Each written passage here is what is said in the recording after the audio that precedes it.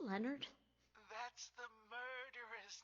Okay, so I've been wondering for a long time playing this game about Stanley Coleman. Now, it's clear that Heather Mason starts out 17 years old in the game when you're playing as her. And I think those are only a couple days when the whole Silent Hill 3 has happened. You know, even in the other world, which other world has no time to it. And the only thing I could possibly think, because in the final boss, if you save Kaufman, Kaufman throws the elixir. You know, after you fight the demon thing, whatever it is, the incubus, that Alessa, as a grown woman, gives a baby to Harry Mason. That is Heather Mason. What I'm trying to say is, I think that Stanley Coleman was stalking Alessa.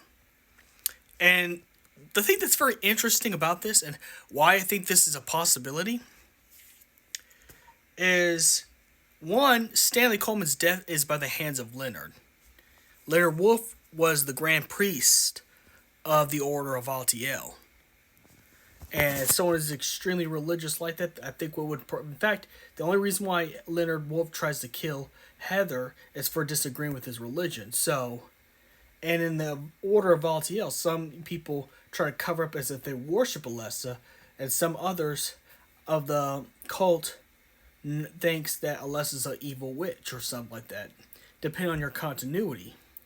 So, after Leonard probably talked about doing something to Alessa, Stanley Coleman, being the crazy simp stalker he is, was like, oh, hell no you ain't.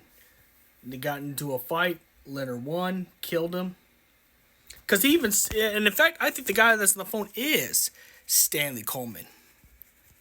Because the fact is, how would he know that Stanley Coleman is now number 7? Patient 7 you see in the crematorium. Think about that a little bit.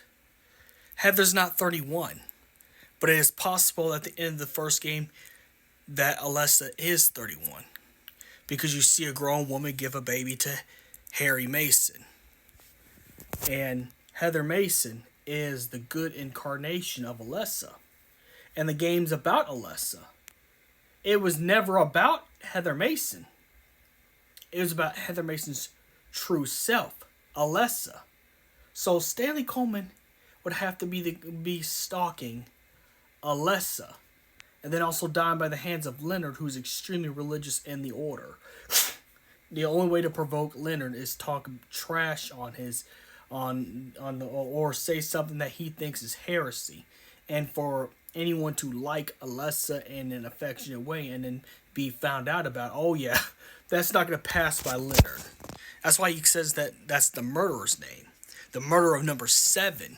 And I had to piece it together. The reason why it's put as Heather, because this is Heather going through psychological stuff as from her past as Alessa and current self. Silent Hill plays on your mental state. So all the names of Alessa is being replaced by Heather. So really, Stanley Coleman was not stalking Heather Mason. Stanley Coleman was stalking Alessa Gilespie. And that's my theory. May the crystal bless you.